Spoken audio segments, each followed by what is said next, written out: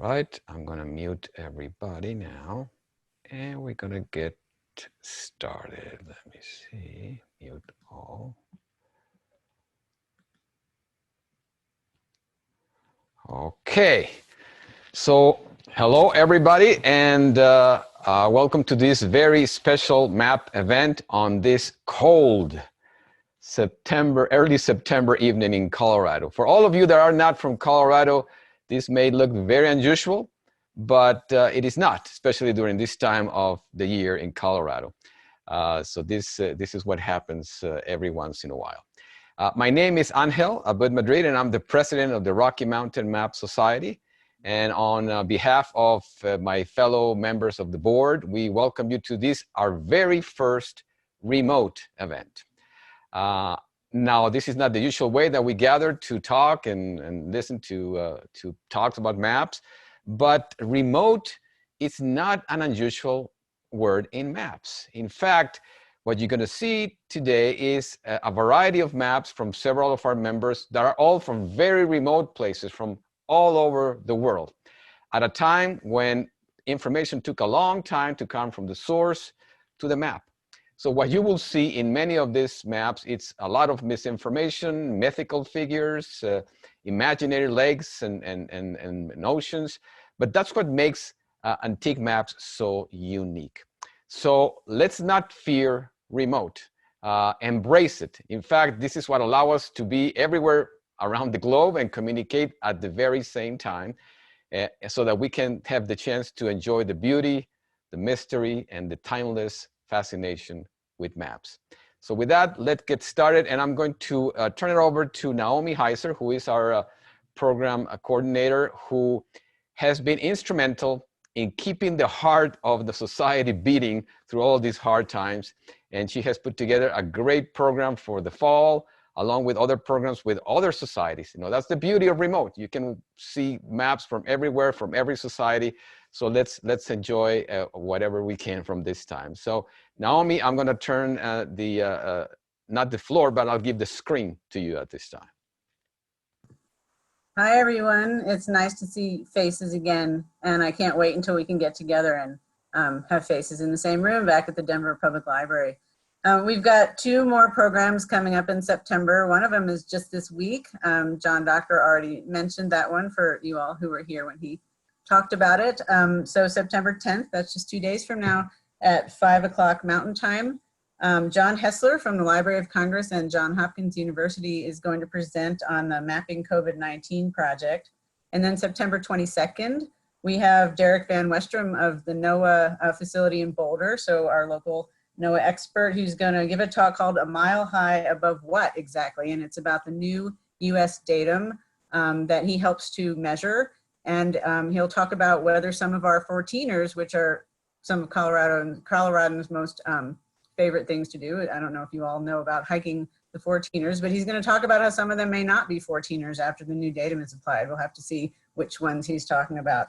We also have programs in October, 2 of them, and then another in November and another in December. And these have been coordinated for the most part with other map societies around the country. And you can find all the information you need through our emails, through the website or through our Facebook page. And if you are not on our email list and want to be, just email me. You can find that information. I'll put it in the chat for you.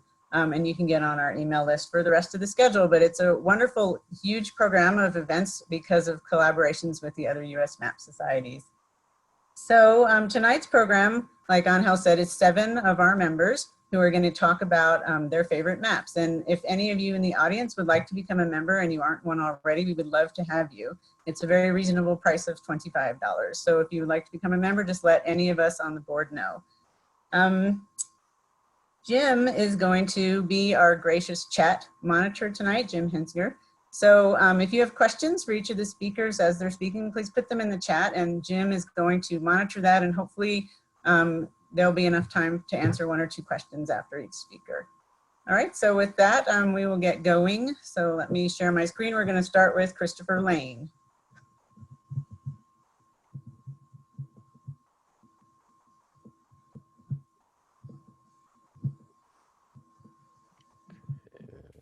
Oops, let me back up here. All right, Chris. You can go ahead and unmute yourself, Chris.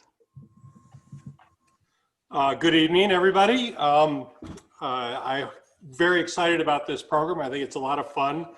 I've been selling antique maps and prints for 38 years, the last 10 of which at the Philadelphia Print Shop West in Denver. And I got into the business because it's a hobby, especially I love antique maps. And it's a fondness I share with my wife, Lindsay. And we decided early on that we wanted to collect, but because I didn't want to compete, I had a partner at the time, Don Cresswell, and I didn't want to compete with the print shop. So we decided we would collect British maps. My wife is British. And also in particular, Oxfordshire maps, because that is where we met and fell in love. And we're still in love, although we don't live in Oxford anymore. But anyway, one of my all-time favorite maps is this Michael Drayton map of Oxford, Buckinghamshire, and Berkshire from 1612. The idea of doing a series of maps showing the parts of England and Wales began in the court. I kind of jumped ahead, Naomi, if you could go to the next one, sorry. There you go. The idea of doing a series of maps showing the parts of England and Wales began in the court of Queen Elizabeth I. At the suggestion of her chief advisor, William Cecil, in 1573, Elizabeth ordered the creation of an atlas of detailed maps of her realm. The resulting publication by Christopher Saxon was published in 1579, and it included 35 maps of groups of counties. This image is of a map of Oxfordshire, Buckinghamshire, and Berkshire. Saxon's is considered to be the first atlas published to focus on only one country in particular, and it established a long tradition of subsequent atlases of the parts of the British Isles by such figures as John Speed, Robert Morden, and others. One of the earliest of these English atlases was by Michael Drayton, who lived from 1563 to 1631. But its origins were artistic rather than topographic. Drayton was a prominent poet in the Elizabethan court. Drayton wrote a poem about the beauties and wonders of England and Wales entitled The Polyabion, that is Greek for having many blessings. Or it was also called a chronological description of all the tracks, rivers, mountains, forests, and other parts of the renowned Isle of Great Britain. The poem was very lengthy, 15,000 lines, and consisted of 30 songs, each written about a group of about 3 counties. To accompany most of the songs, Drayton commissioned William Hole to produce a map of the subject counties. The first part was issued in 1612, and it included 18 maps, and the delayed second part, which wasn't issued until 1622, included another 10. Supposedly, Drayton planned a third part relating to Scotland, but that never appeared. Now, Hole's maps are generally accurate outline of the areas they show, but they focus on the subject of Drayton's poem rather than on the topography. They feature almost exclusively the coasts, valleys, rivers, and forests. Instead of topographical features, Hole populated his maps with allegorical figures, including water and wood nymphs, shepherds representing the countryside, and women personifying some of the cities. This is one of my favorite maps, and like the Saxon maps I showed, it illustrates Oxford, Buckinghamshire, and Berkshire. Drayton shows a number of the topographical features of the area, including the larger forests, the Vale, the Vale of the White Horse, and a figure with a city perched on her head, which represents Oxford. The central motif, however, is related to the formation of the Thames River. The source of the Tame, which is one of the source rivers, is shown as a male figure arising in the Vale of Aylesbury. And the source of the Isis, the other source river of the Thames, is shown as a female figure arising in the west. Then at a spot where the two join to create the Thames, the two river nymphs are shown with an elaborate wedding ceremony. Sorry, I need another click. I didn't put that one in. There we go. The wedding ceremony. Note that up to the Victorian times, what is today called the Thames above Dorchester was called the Isis. So now what this shows is the Isis was the Thames. But you can see here this wedding ceremony of Isis and Thame. Unfortunately for Drayton, his work was not well received and few copies of this map were printed. Still, Drayton is buried in Poets' Corner in Westminster Abbey, and his maps are much sought after for their uniqueness and beauty. And this is one of Lindsay's and my absolute favorite maps.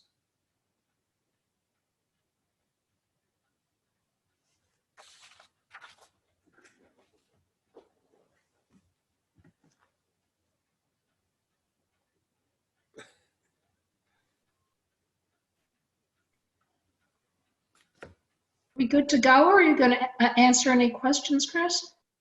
Okay. Were there any questions?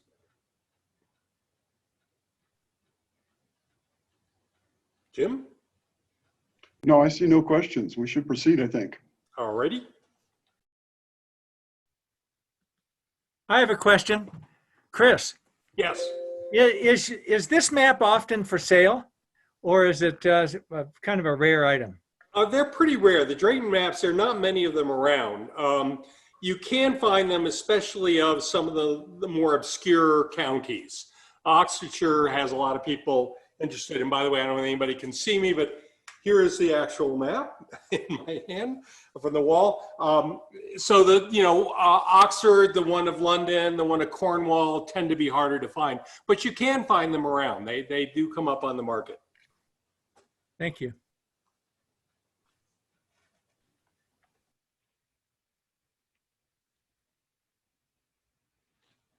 Okay. Go ahead, Naomi. Yeah.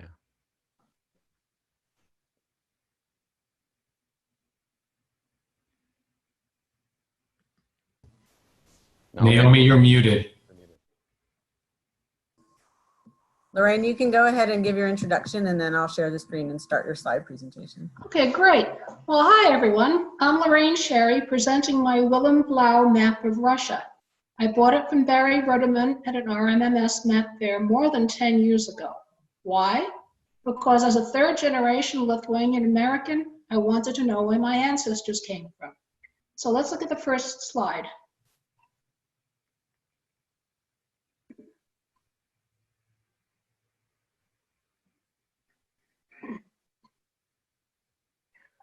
Okay, slide first. Go back one, please. To the beginning. Great, thanks.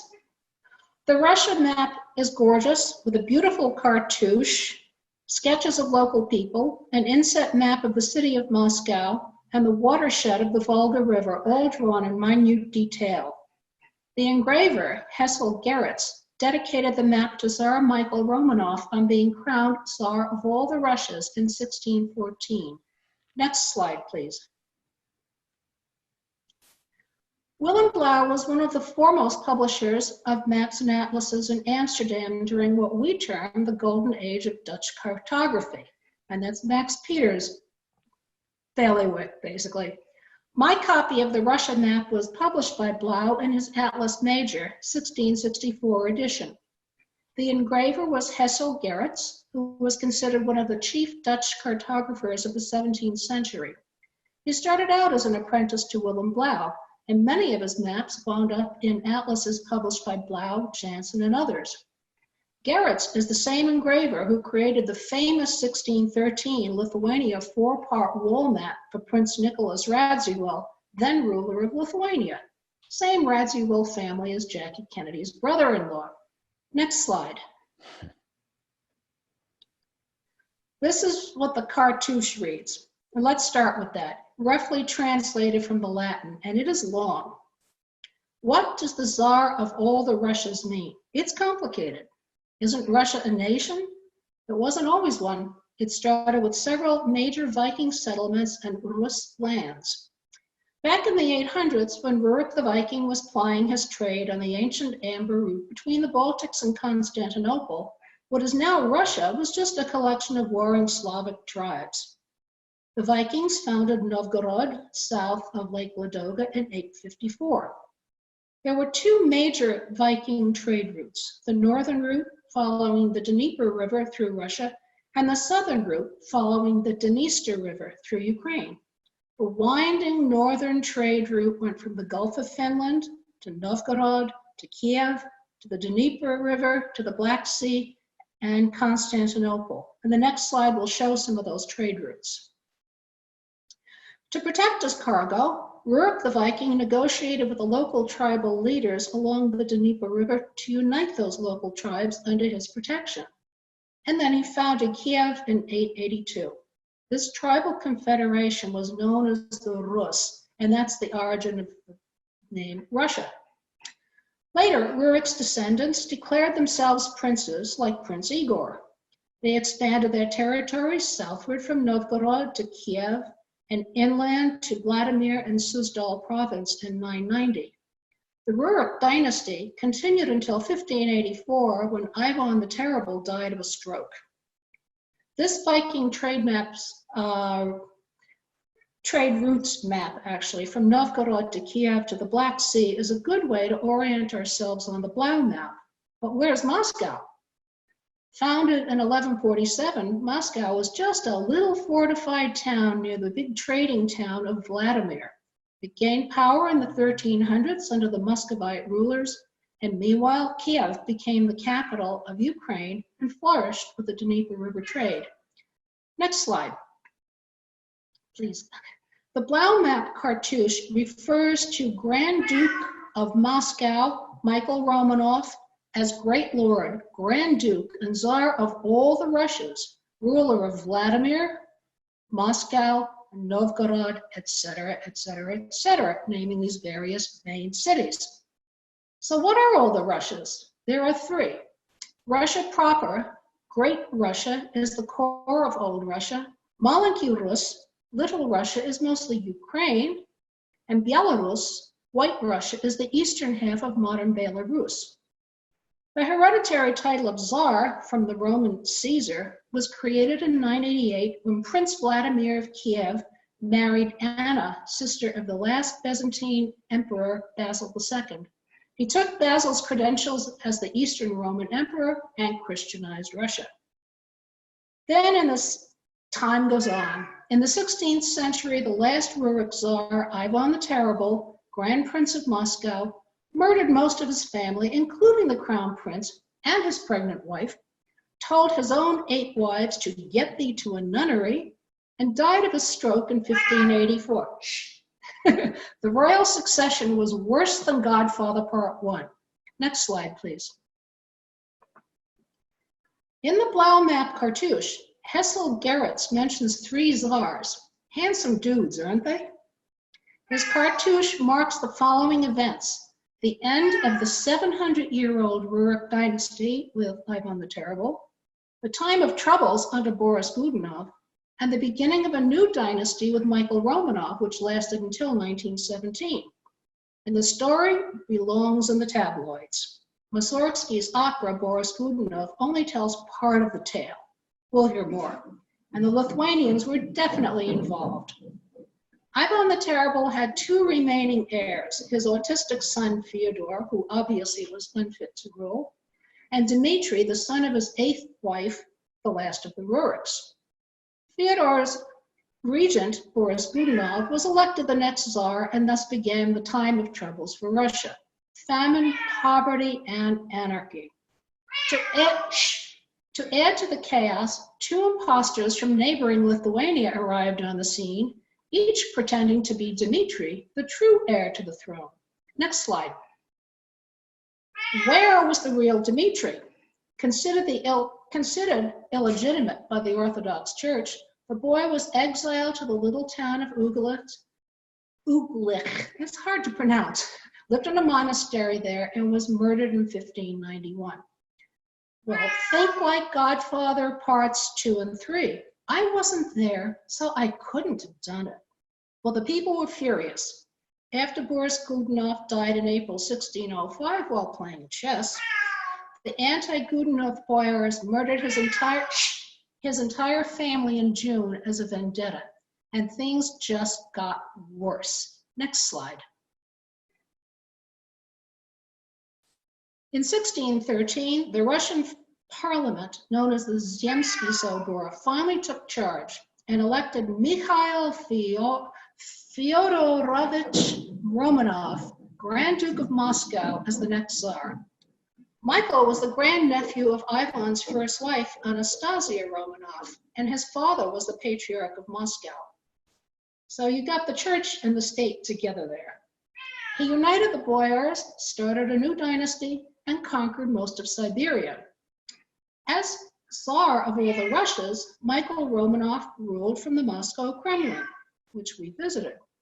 In Russian, a Kremlin just means a citadel or a castle within a city or town.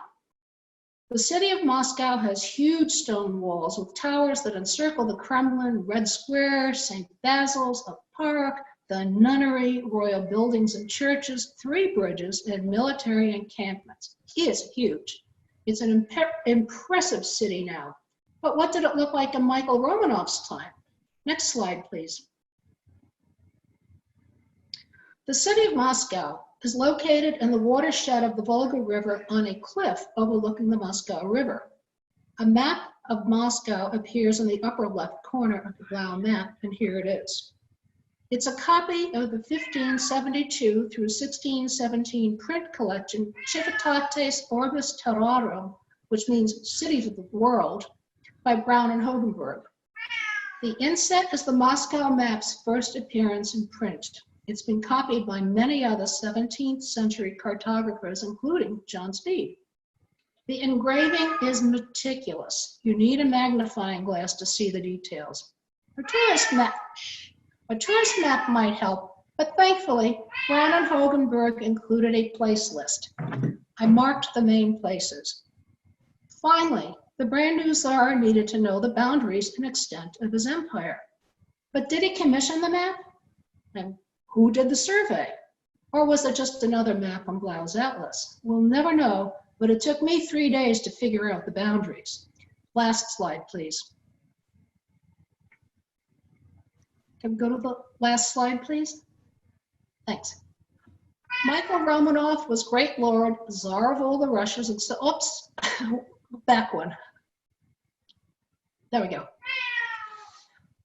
Michael Romanov was the Great Lord, Tsar of all the Russias, etc., etc. But the cartouche also names him Tsar of Kazan, Astrakhan, Siberia, etc. We need to go forward one more slide, please, Naomi.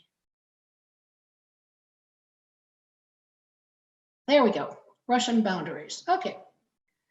Kazan, Astrakhan, Siberia, and multiple others are eastern territories that were conquered by Ivan the Terrible, which were added to all the Russias. Thus, in 1614, the natural boundaries of Russia were, to the north, Swedish and Finnish territories, including Karelia and the Sea of Murmansk. To the east, the Volga River to the Caspian Sea. To the west, the Dvina River, that's the border with Livonia, which is now Estonia and Latvia, and the Dnieper River, a little further south, which is the border with Lithuania and Ukraine. Finally, the border to the south is the Don River and a stockade, which just kind of looks like a beige smear partway down. And the inscription says, Tsar Fyodor Ivanovich built this wall to keep the Crimean Tartars out. Sound familiar? But I think Boris just had it built and just used Fyodor's name. During Michael's reign, Russia kept acquiring new lands by treaty, war, or invasion. And by the time he died, Russia stretched all the way to the Pacific Ocean, and the rest is history. That's all, folks. Lorraine, there is a question. Yes. Does the cat have a favorite map? The cat is being a royal pain in the neck right now. When I'm talking and she doesn't know who's at the other end of the of my screen, she gets confused and can't figure out why I'm talking to nothing. Thank you. Any other questions? Anything else? Okay, Naomi, we can move on, and I will mute myself. Next up, we have Tom Overton. And Tom, if there's a lag time with the slides, like it seemed like was happening here with Lorraine's presentation at the end, just let me know, or somebody let me know that you're not seeing the right slide, okay? It won't be a problem. You want to introduce yourself, please? Sure. First of all, I want to say thanks to Naomi and Anhil for pulling this together. I know it takes a lot of work. It doesn't look like it takes a lot of work, but it does. And it's really nice to see several of our friends from other map societies around the country on the line as well. I hope this is something that we will all be able to continue. So my name is Tom Overton. I've been collecting maps since college. I've been involved with the Rocky Mountain Map Society for, I'm not sure, 15 to 20 years. Got interested, met Jim Hensinger and Wes Brown and Don McGurk and several others, was just got me really excited about maps and learning, and that's why we're here. Tonight I'm going to talk about a map that's relatively new to me. I picked this map up when I was in Thailand on business a couple of years ago, and the more I study it, the more interesting it becomes. So we're just going to hit a couple of high points tonight. The title of the map is the Map of the Kingdom of Siam and the Surrounding Countries. It was published in 1686, and it's considered the most important map of the Kingdom of Siam published in the 17th century. Before getting very far into this, I want to apologize in advance for butchering the pronunciation of almost every name I'm going to use tonight. Map depicts the arrival of the first French embassy to the Kingdom of Siam in what is now Thailand. The map is dedicated to the Chevalier de Chaumont, who led the delegation. Chaumont was the French ambassador to Siam, and his title basically means that he was a knight. The map depicts the sea route from just west of the Sunda Straits between Sumatra and Java, and then north through the Baka Straits, past the location of present-day Singapore, and up the east side of the peninsula of the Gulf of Siam. And I think when we blow this up, you'll be able to see that a little bit better. The Siamese king, Narai, hang on a second, Naomi, I'll tell you when, wished to manage European contact with his country, and he preferred the French to the Dutch and the English. In 1680, the French East India Company sent a ship to Thailand. And that same year, the Siamese attempted to establish an embassy in France, but the ambassador's ship was wrecked near an island off the east coast of Africa. Siam did succeed in sending a delegation to France in 1684, and in part because of their exotic clothing and manners, the Siamese were met with a rapturous reception that caused a sensation in the courts and the society of France. In an audience with King Louis XIV, the Siamese requested that the French send an embassy to establish an embassy in Siam, and Louis responded favorably, and he sent Chevalier de Chaumont the following year. And the two Siamese ambassadors who had come to France returned to Siam with de Chaumont, and the delegation arrived in 1685, the year before this map. Now, as I think all of you know, Louis XIV was known as the Sun King, and France was the leading European power at the time. There are several 16th century maps that show Europe's exploration in the East and its interaction with Asia. However, Thailand was less known. The maps of the period focused on the discoveries in the Spice Islands. And now, Naomi, if you could get the next slide, please. This is obviously a contemporary map of Southeast Asia and that part of the world. The Spice Islands, I don't have a pointer, but you can see the large island of New Guinea and the island of Borneo. The Spice Islands are more or less between those two larger islands. To reach the Spice Islands from Europe, a ship didn't have to sail along the coast or across the Gulf of Thailand, and as a result, Thailand was on the fringe of maps in the first half of the century. The next slide, please.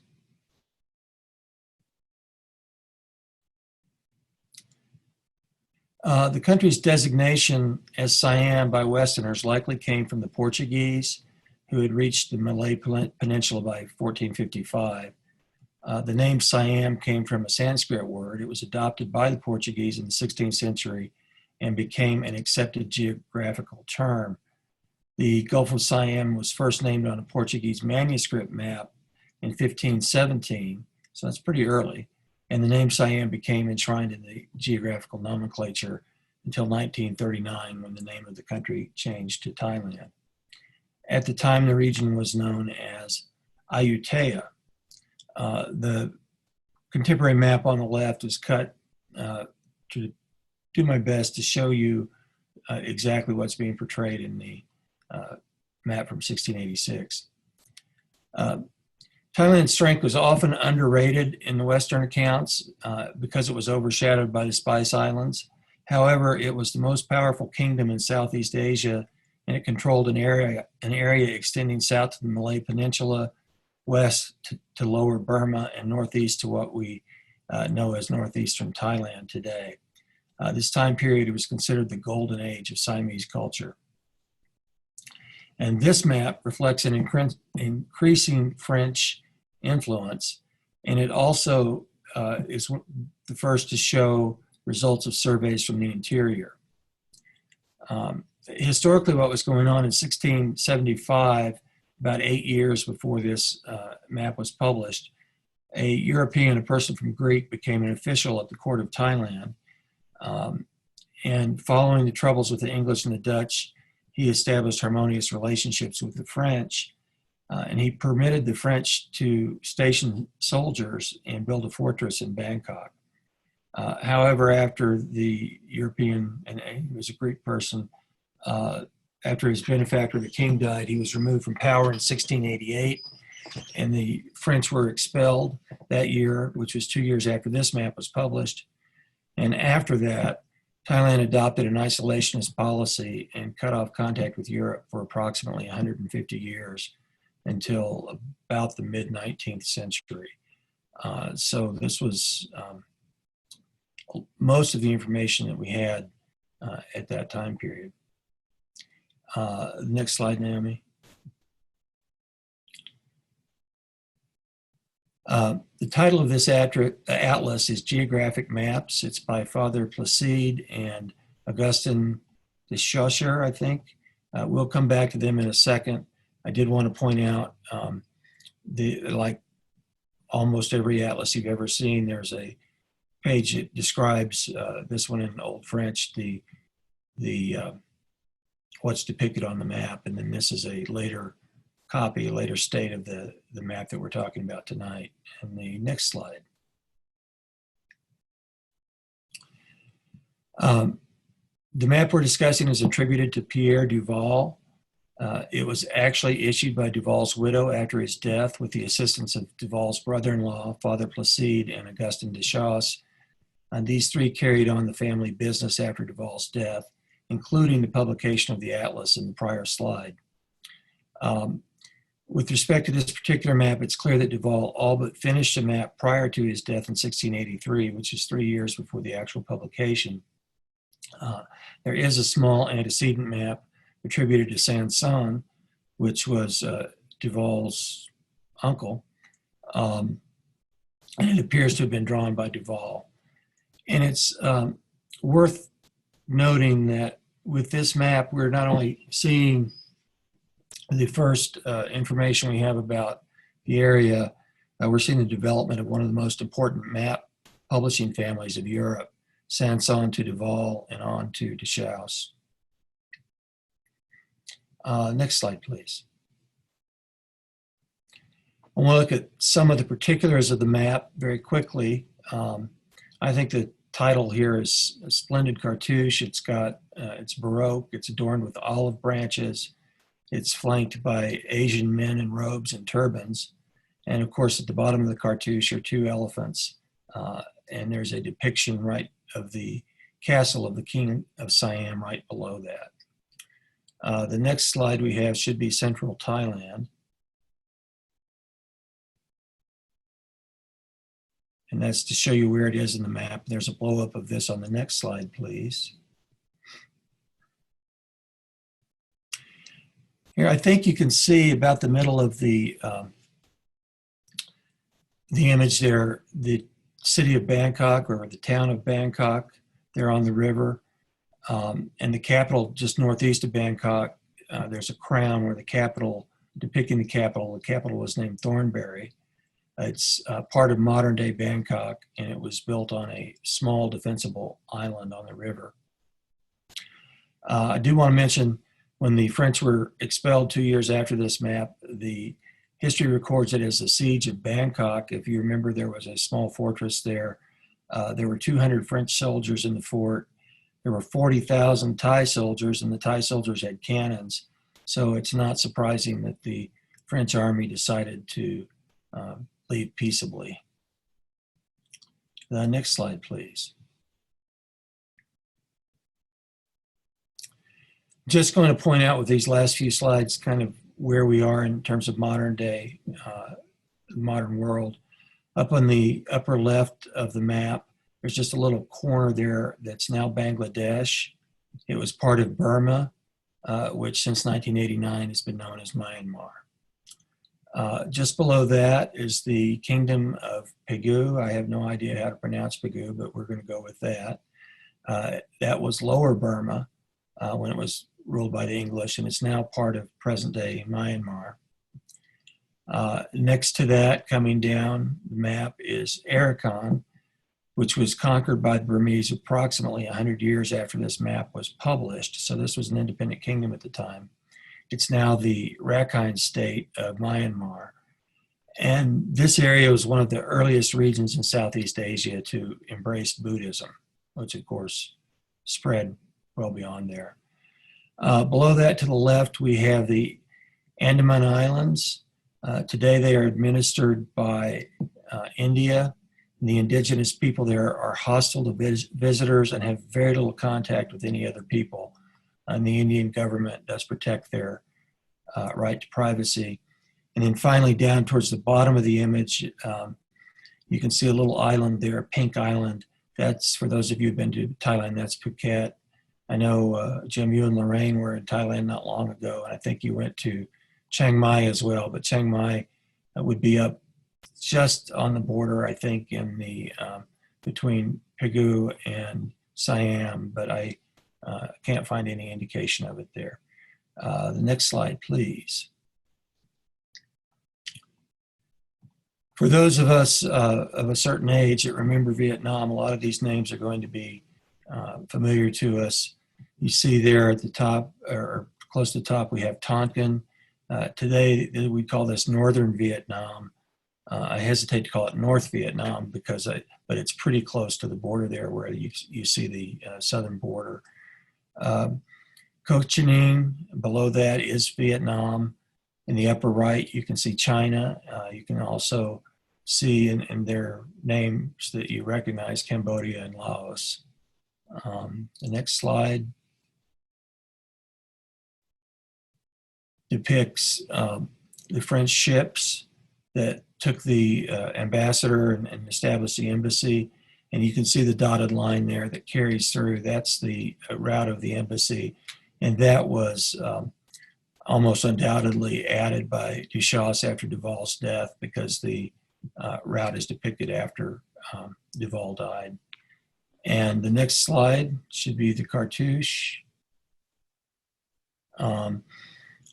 Just wanted to point out that there is a huge island of Borneo right underneath the cartouche. It was the map maker's decision not to include that.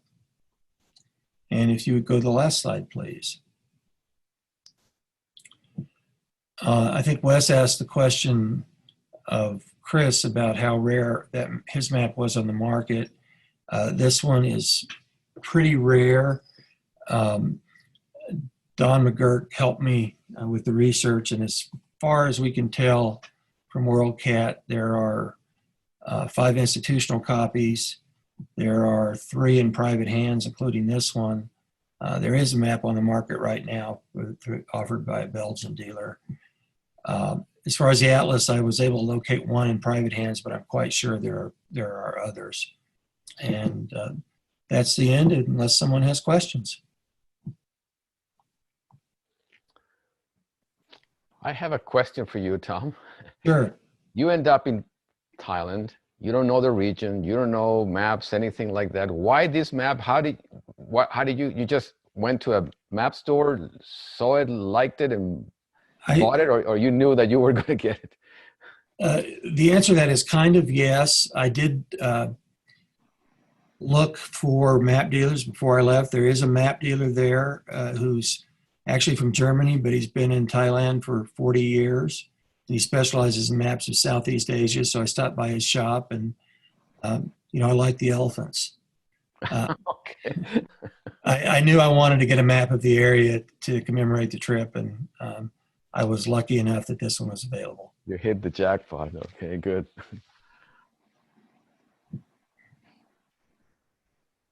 Other questions?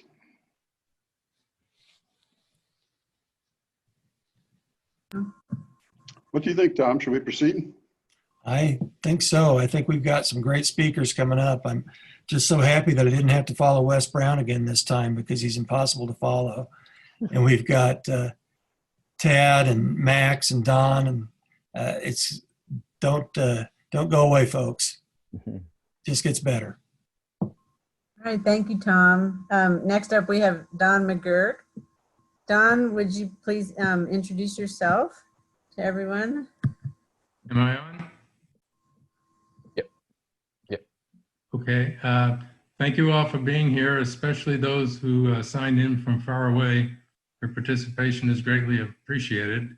I'm Don McGurk. I've been interested in antique maps for 40 years, and a retired pediatrician and a founding member of the Rocky Mountain Map Society.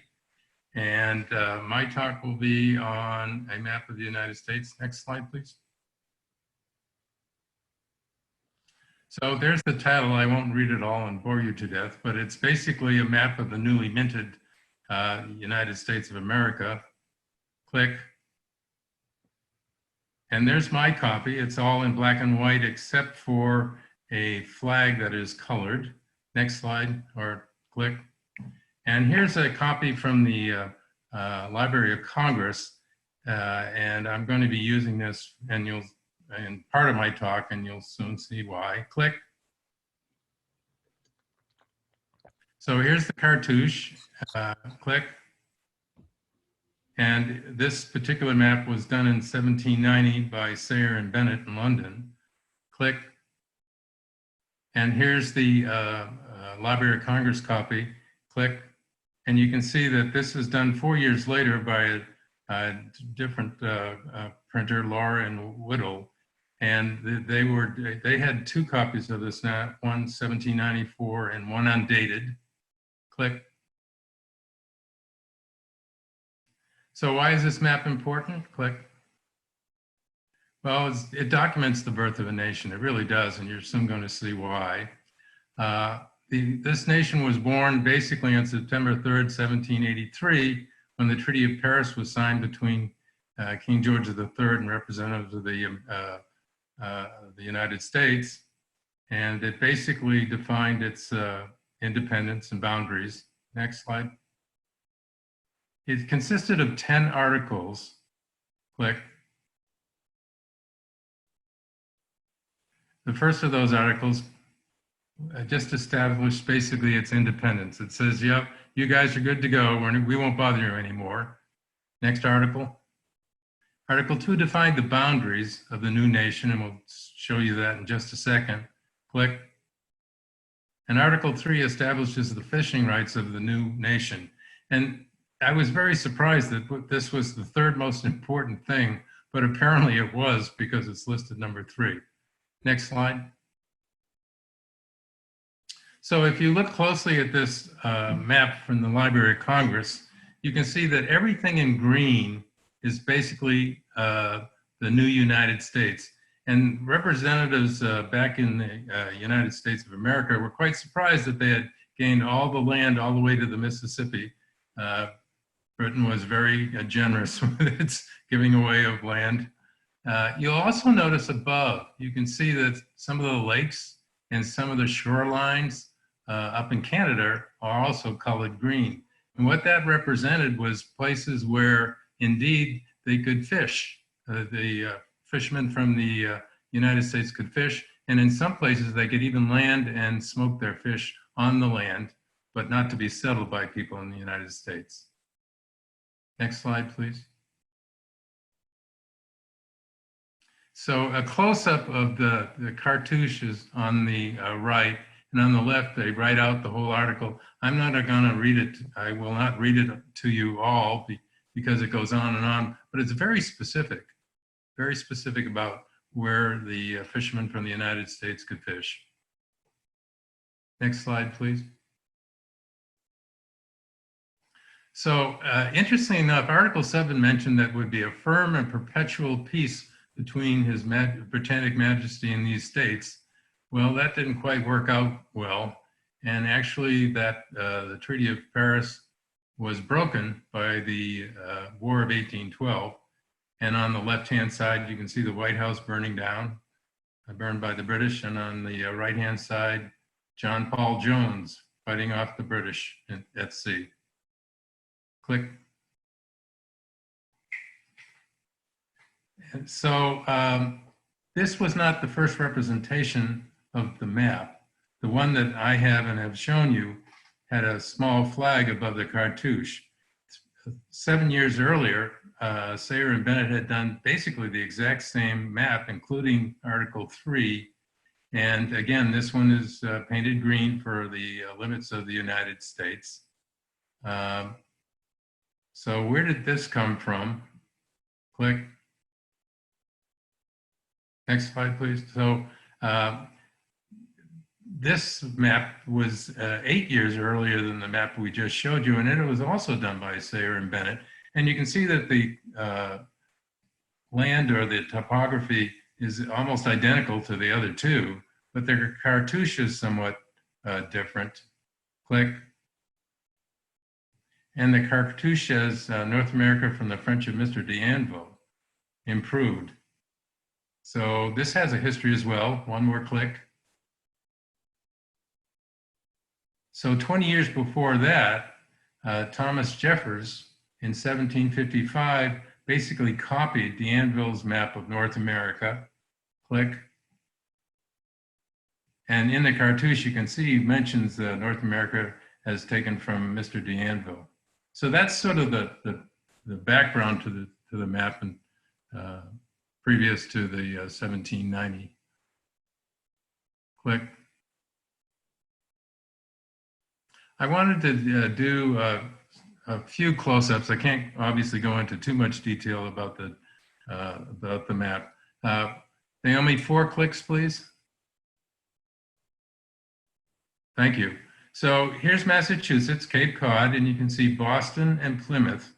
And one of the reasons I like this map, because it mentions a small town between Boston and Plymouth, and that town is named Situate.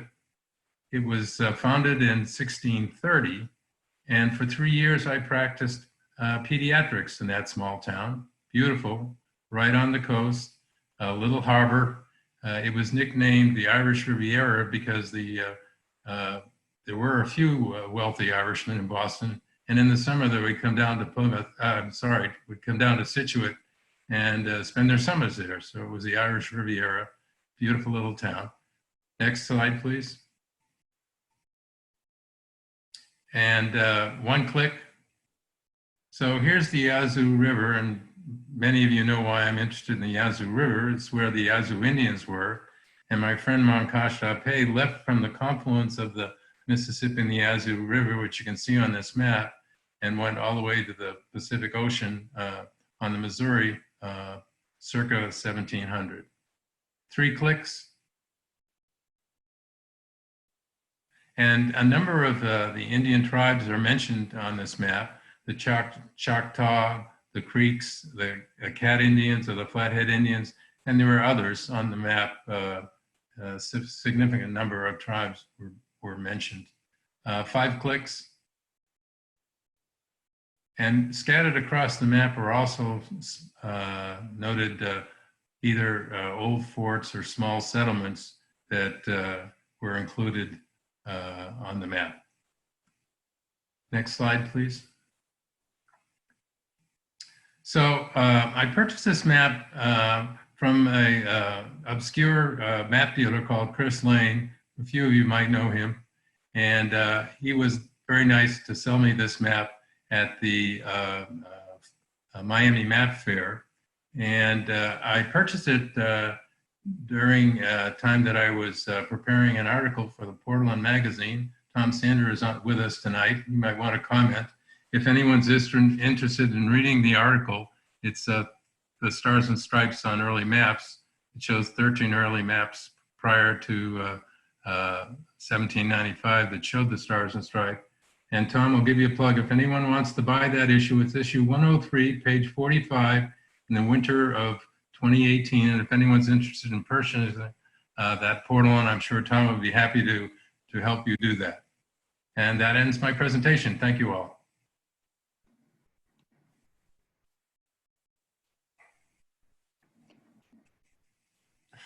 Tom sends out that this issue is available. Naomi? Are there any questions, Jim?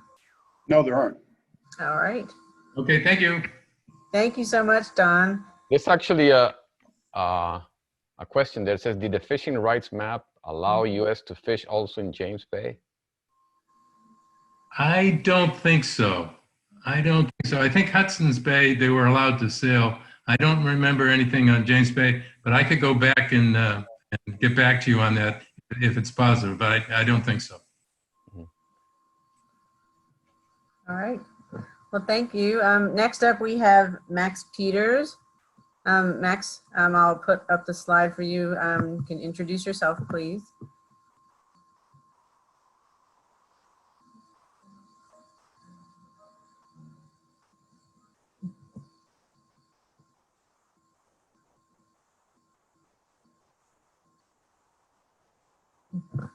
Max, are you muted?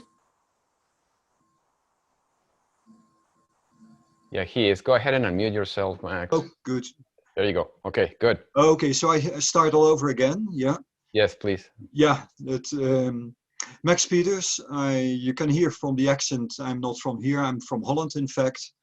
And the reason I came to Colorado was that I was the professor of geophysics for 10 years at the Colorado School of Mines.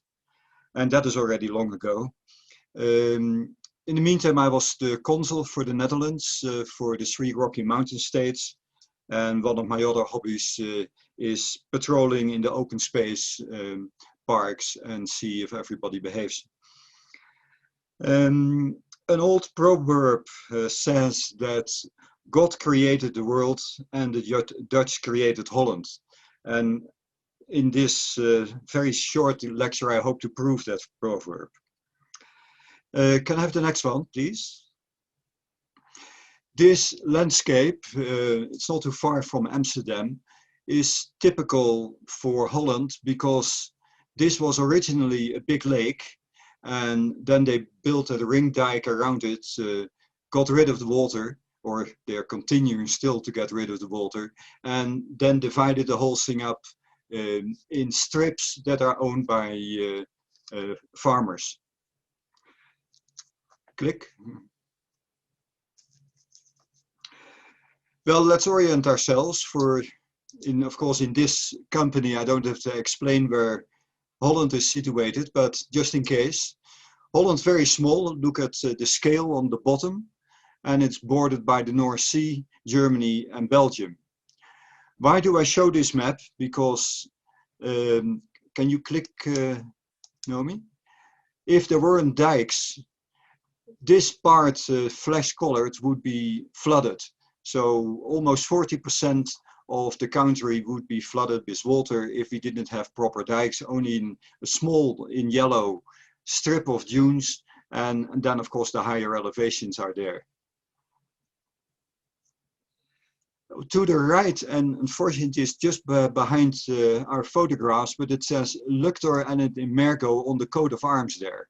And you see the line coming out of the water. This is literally true because it's in a coat of arms from one of the countries from Holland. And that, of course, we have done already for more than 5 centuries, struggling with the water and hopefully beating it. Can I have the next one, please? This is basically the map or the combination of BAM maps that I wanted to show. It compares the situation in 1844 with that one in 1984. And I apologized for the quality, but on the left-hand map, you see big areas in gray, especially the one that I annotated, Zuiderzee, is a big body of water that in fact flooded quite a few times the surrounding land. And the other one that I marked is the Haarlemmer Lake. In fact, the Schiphol airport is situated on the bottom of that lake, and now of course it is drained. And Schiphol itself means a hiding place for boats. So the aeronautics and the maritime interests are merged in a strange way there. From 1844 to 1984, almost 20% of the surface of the Netherlands was reclaimed. So a very substantial part. And can I have a number of clicks? Yeah, carry on. All this marked has been reclaimed from this, either the sea or from lakes that were drained. So it is a very important part of Holland, the reclaimed area. To the right, you see the modern situation, and in basically all the green colored parts were recovered. So again, it's very extensive. And almost 30%, and I mentioned that before, of the surface of the Netherlands is below sea level, which sometimes makes visitors a little bit uneasy, but we have built dikes that were quite recently, due to the climate changes, were upgraded to a 1,000-year storm. So basically, unless of course the statistics play havoc with us, we should be very safe. Next, please.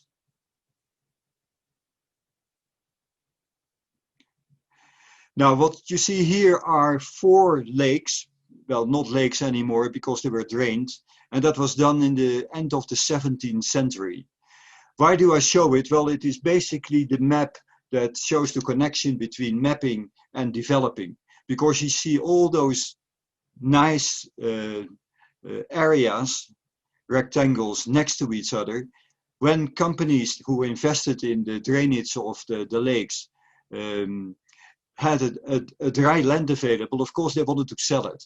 But the Dutch already in those days were rather equally disposed, so they made sure that the parcels and the situation was almost the same for everybody.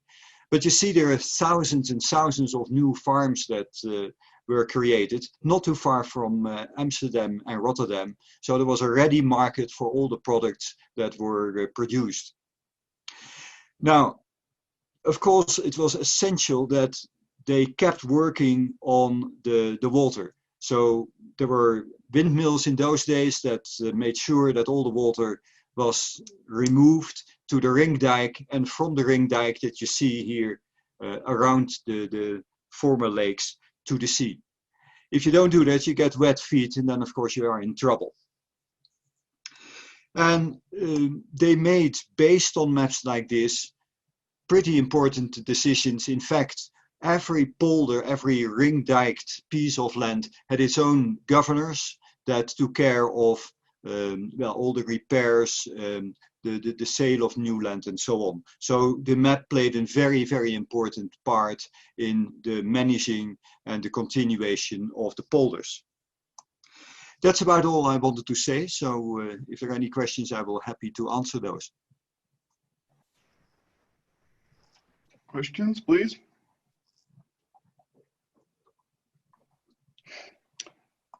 I have a question, please. With all of this reclamation, is there still places to ice skate?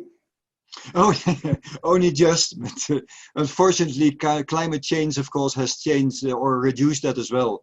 The last time we had the famous 160-mile race through Frisia has not been run since 1981. Are there more questions?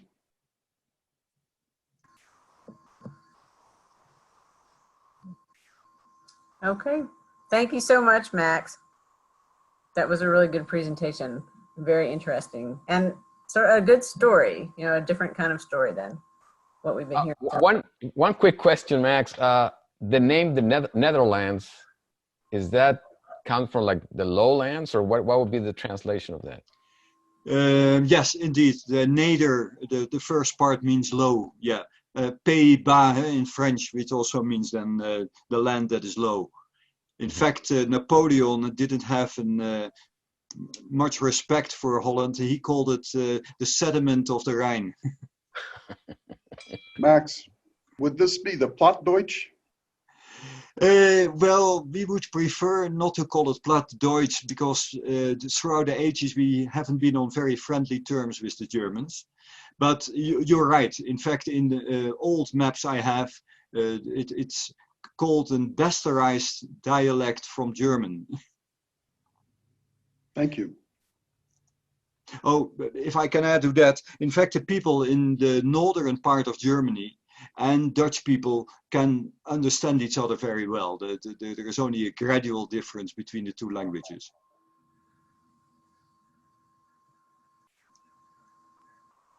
Thanks all for your attention.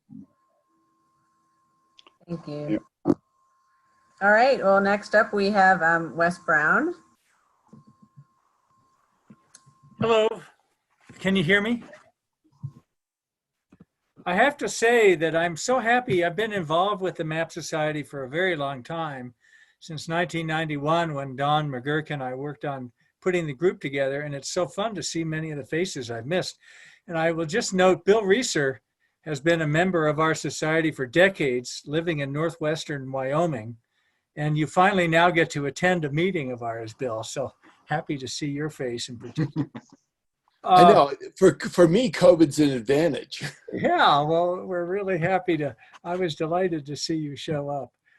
So thank you all for great presentations. Letting me talk about this map. Go on to the first map, please, Naomi. It was an opportunity for adventure, discovery, and service to the nation. In 1845, young lieutenants James Hebert and William Peck explored the rugged terrain of southeastern Colorado, northeastern New Mexico, the panhandle of Texas, and Oklahoma. The following year, they produced a map of their exploration that you see here. The map shows what was then the desolate corner where three countries joined: the Republic of Texas, Mexico, and the southwestern edge of the United States. 15 years later, much of the land shown on the map became the territory of Colorado. And no other map of this quality had ever been focused on this area alone. So as a Colorado native, of course, I love this map and want to tell you more about it. Next slide, please. Along with the map, Hebert wrote a journal of the expedition for the US Senate that displays his keen talent for observation. There we go. Special insights into the native population, a love of science and nature, and exciting adventures. And as an armchair traveler with the map in your lap and the book in your hand, you can just smell the sagebrush and feel the baking sun on your neck as you read through the daily log of their 10-week enterprise. Next slide. The historical background surrounding this map is important to its understanding. In 1845, the United States initiated the process to annex the Republic of Texas, which concluded at the end of that year. And as a result, war with Mexico was imminent, and the US government felt great urgency to obtain geographical information about the potential areas of conflict. It was imperative to better understand the course of the west to east flowing Arkansas River, vital to the Santa Fe Trail. and for years an international boundary, first with Mexico and then with the Republic of Texas. Of equal importance was the course of the Canadian River that roughly parallels the Arkansas about 150 miles to its south. Given the current state of politics, the previously uncharted, desolate land of the Canadian was the primary range of the fierce Comanche and Kiowa Indians. It could become a theater of war. Now, Captain John Charles Fremont, who had recently led 2 renowned Western expeditions, initially led the survey of the Arkansas and the Canadian rivers. Lieutenants Hebert and Peck were assistants along with this group. Next page, next slide. They reached Bent's Fort on the Arkansas that you see here illustrated by Hebert, who was an excellent artist. Since 1834, Bent's Fort had been the principal trading post for many of the Plains Indians for hundreds of miles in all directions. Now, Fremont disobeyed orders, as he often did, and went to California, instead leaving the 2 24-year-old lieutenants to lead the expedition of the Canadian River. This is a wonderful opportunity for these young officers to be in command. Peck was possessed of outstanding mathematical ability and had ranked first in his West Point class. In contrast, Hebert seems to have excelled in collecting demerits at West Point and ranked 55th of 56 graduating cadets. Yet he gained the respect of his men, and by the conclusion of the Civil War, held the rank of major. Next slide.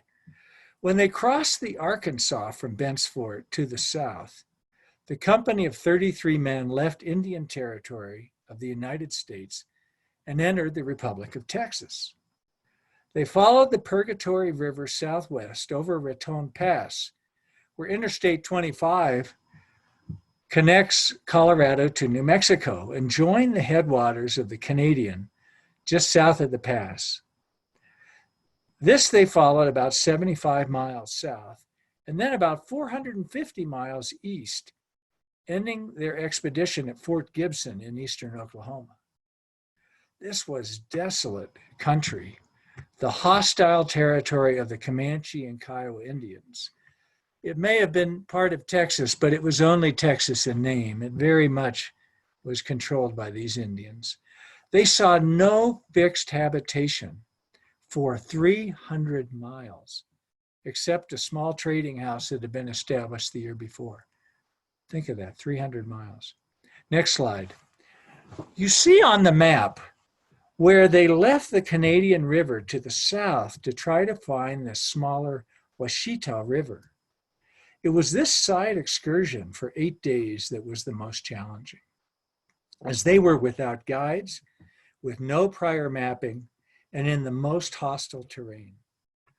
The journal for September 17th opens, and I want to read you some of these sections. Quote, "This is the day which we shall look back upon in our wanderings as the day of anxiety.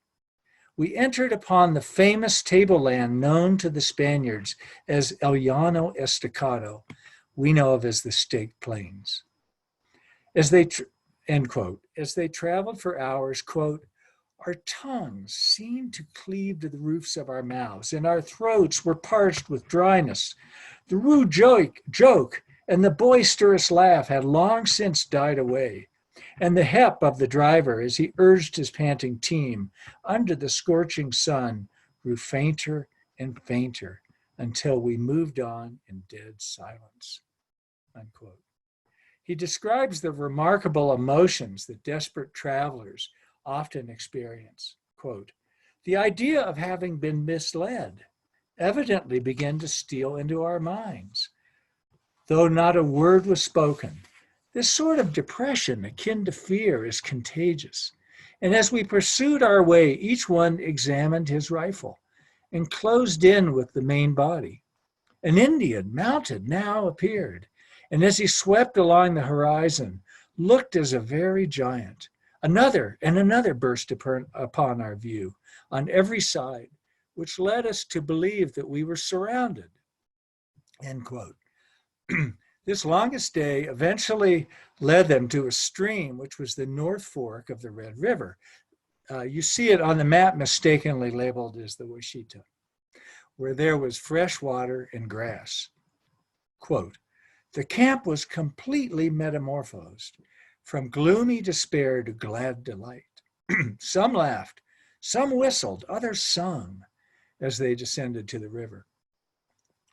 Hebert concludes, quote, "The day which had begun in gloom and despair ended in joyful mirth, a fact that shows the contagious nature of both fear and joy, as well as illustrates the sudden changes a man's mind may undergo." Upon arriving home, Hebert and Peck prepared their field notes, and Hebert wrote his journal. Charles Preuss, the German-trained immigrant who produced all the renowned maps of J.C. Fremont, made this map for publication. The map and the journal was published the next year, 1846, for the U.S. Senate, which was desperate for this information.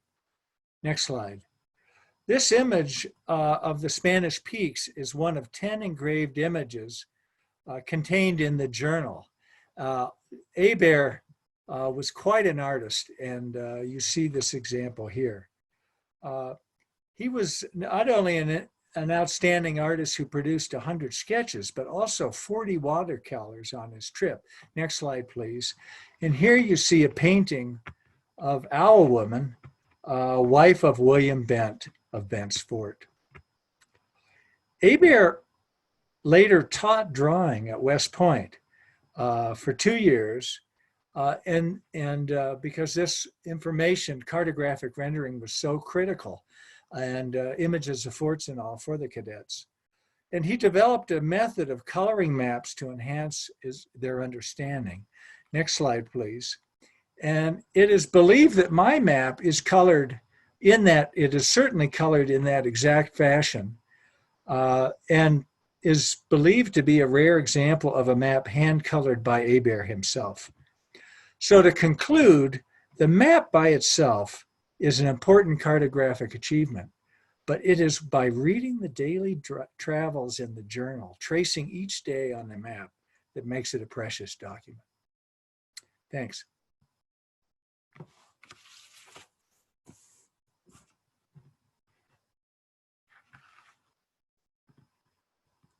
Tad, it looks like you're next. Are there any questions for Wes before we move on?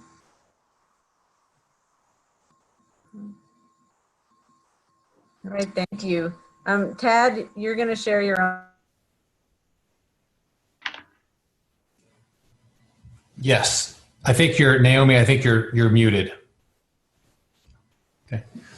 Well, thank you all. The conventional wisdom in the Rocky Mountain Map Society is never follow Wes Brown, but here I am. So we're going to give this a try. My name is Tad Kelly.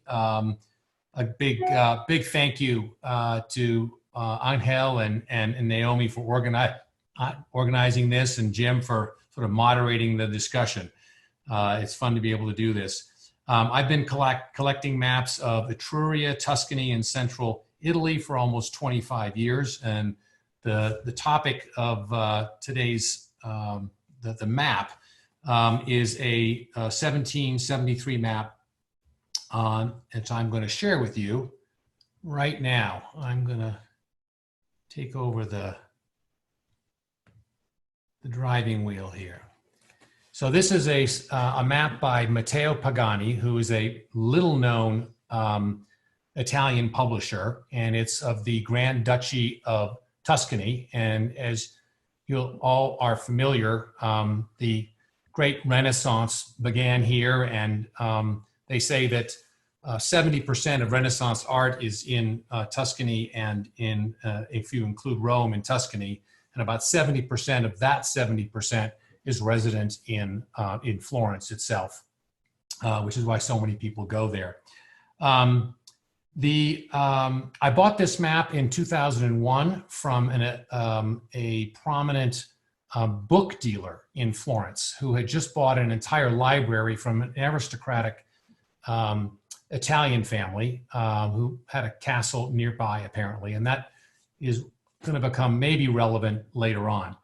The question is not about the rarity of this map, although I've only seen 2 copies in 25 years, nor is it necessarily the beauty of the map, although it's certainly the lower left-hand corner, if you want to call that a second kind of cartouche. It's actually quite beautiful. And I'll be zooming in later for some things. But as you can see, the green outline color divides Tuscany into 2 portions, an upper left-hand portion, which is called Lulignana, which at the time was allied with the Grand Duchy of Tuscany. And then there's the central portion, which you can see, which takes up most of the map. But what's fascinating about this map, again, is not the map itself, but what's on the map. And the mystery is who was the original owner of this map? So I'm inviting you to speculate with me, and I have a few ideas, but I don't have a definitive answer. So I'm gonna take you on a quick tour of Tuscany by zooming in here. And you'll recognize that on the coast here, you'll see Pisa. Can some of you see my little pointer? It's sort of a little bit, it's hard to see, but anyway, there's Pisa. And the Arno, of course, comes in from the Mediterranean. And as you follow this across, you follow the Arno across, you see there's Florence right in the middle there. And right on the Arno, many of you have been to Florence, sometimes several times, I presume. Then if you go basically due south of Florence is the medieval city of Siena, which is right in the middle there. And then some of you are familiar with San Gimignano, which is that famous town that still has the towers that the noble families would build and compete with each other. Whoever had the tallest tower had the most money and most prestige. And what's interesting about this map, just to sort of lead you into it, is you'll notice here that there are red and gray pencil lines going north and south. And those lines were added using some kind of ruler device all across the map by the owner of this map. And the question is, why? And I will try to answer that question because that's pretty clear. This person was very interested in figuring out what the surface area of Tuscany was. And if you follow these lines, they line up with the longitudinal and latitudinal parts of the map at the top and the bottom and to the sides, which I'll can quickly, not to make you too dizzy, but you can see they also line up over here. And so he created mini boxes. And I say he, it might have been a woman, but I'm just going to say he for the benefit of not having to say he or she in the presentation. So if you go to the right-hand side, here we are. The person added up the boxes from the very top of the map of Tuscany, where there's just 1, 4, 14, 28, all the way down to where it shrinks again. Of course, it gets sort of wide in the middle, it shrinks again. And this person adds them all up to a total down here. Then there's this area, Lulignana, 589, which gets us back to this part of the map. There it is, there's the 589 over here. So he's adding that portion, again, not to make you dizzy, but to what he added up at the top on the right-hand side to get a total. Then this person converts the boxes into square miles. That's right there, miles, geographic miles. And the conversion rate is exactly 1.35. So it converts that into 8569, 9013. And you can obviously miles, if you go to the left-hand side of the map here, you can see that there are, obviously, as we all know, each country had its own way of measuring. So these are the second thing down, there's Florentine miles and there's geographic miles. So he converts the longitudinal and latitudinal boxes into these miles. And then what does he do? He compares the total that he came up with to the surface area that other people had come up with prior to him.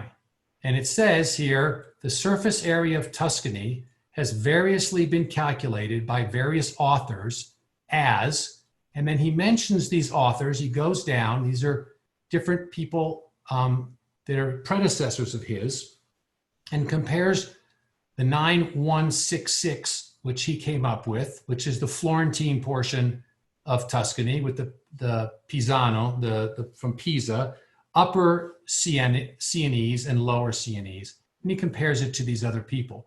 The only person I can seem to find any history of is Targioni, who's very well known and was an immediate predecessor in terms of chronology to whoever owned this map. The reason that we know that this is contemporary and that the owner was bought it at the time around 1773 is that all of these people precede him in terms of geography. There are no, if you want to call these people geographers, there are no geographers listed here that are after 1770. Now, what's really interesting here, to me, the most interesting is the lower left. If you look at the manuscript, and I'm going to shrink this down so everyone can see it, can see all of it. So this is the writing that this person writes. And what they write is they say there are various maps of Tuscany and these are names you'll all recognize: Maggini, Baudron, Rouge, Sanson, De Witt, Mayer. And these are maps of Tuscany that included the ecclesiastical state. So think of sort of central. And these are people who are pretty much in chronological order from 1608 to 1748. Then he goes on to say Tuscany by Bellarmato from Siena issued maps in 1558, 1563, copied by Ortelius in 1570, by Mercator 1595, and he goes on, and he has a pretty complete list of other maps of Tuscany by people that preceded him by over 200 years. So the question is, how could somebody in 1773, there's no internet, there are no books about maps of Tuscany. How could this person know that Bellarmato issued the very first map of Tuscany? And going all the way up, and you can see there's 1609, 1620, all the way up to 1745. Again, no maps issued after 1773. So these are all this person's predecessors. The question is, who is this person? How could they have known all of this information, geographic information and historical information and historical cartographic information? So again, I invite you to speculate with me. And I'll start by saying that I don't think that this person was a mathematician. And the reason that I say that is there are several addition errors in the numbers here. Because I added these all up several times, several addition and subtraction numbers. So I'm pretty sure this person was not a mathematician. Anybody that would go to the trouble of doing all of these lines and then not add them up correctly should tell you something. Second, I would say this person is not a geographer. And the reason I would say that is if you look at the left-hand side of the page here, you'll see that he actually puts Florence, which is to the right here, on this map as 43 degrees, 46 minutes, and 15 seconds. But if you look at the side here, he actually puts it in the wrong spot. He actually takes 43, which is down towards the bottom here, 10, 20, 30, 40 minutes. And a geographer would know that if you divide 40 minutes and 50 minutes into 10 little squares there, each one would be 6 seconds. And instead, he says 40, he basically divides it into 10 and goes 45, 50, 55, 60. Anyway, he gets up to 46. It's actually in 6 seconds, and it would be 43, 38. So he obviously got this latitudinal number from a different place and placed it incorrectly on the map because he did not understand how latitudes worked. So my speculation is not a cartographer, not a geographer. So what does that leave us with? I don't have the answer, so I invite you to speculate, and I'll just have 1 minute left here.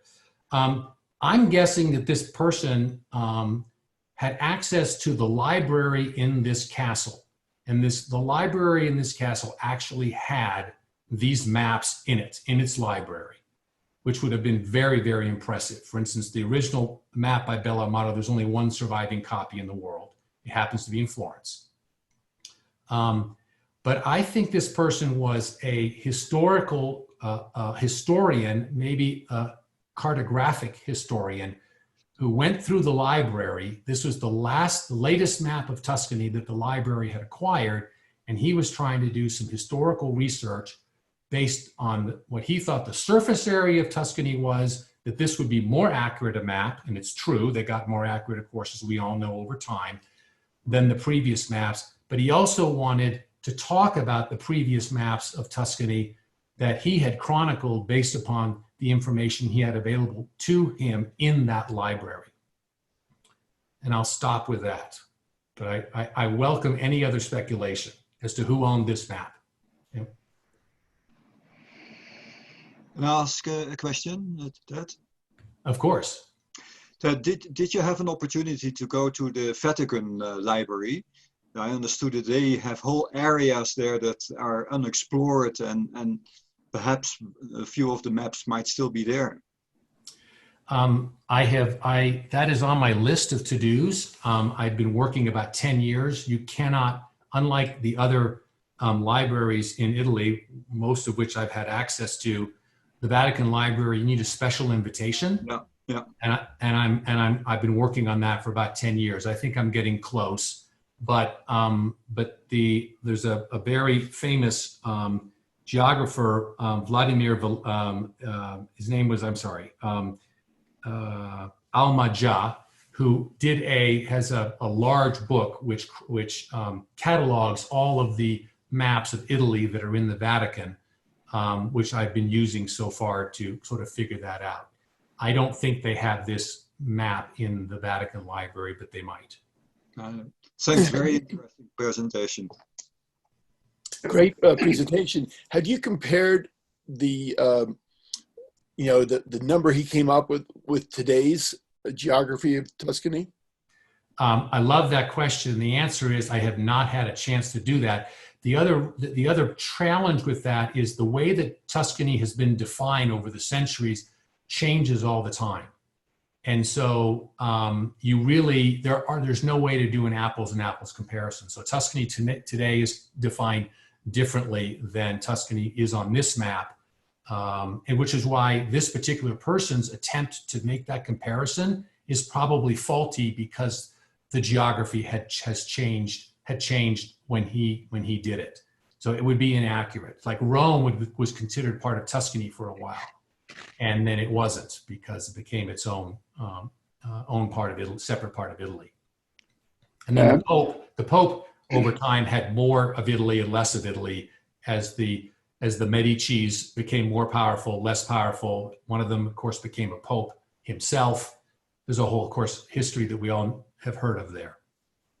Ted, are you aware of any other maps in private or public hands that have the same set of latitude and longitude markings? Maybe this person did that to some of the other maps. How did he get his answers about the land area of the other maps to compare? That's a mystery that I have not been able to solve, because I can't find the names other than Targioni. I can't find the names of those other people as geographers, as cartographers in any literature. But I'm guessing there maybe was a book by those people that speculated on maybe the surface area of Tuscany in their time. I just don't know. It's a great question. Thank you. Angel, it looks like we've wrapped it up pretty well.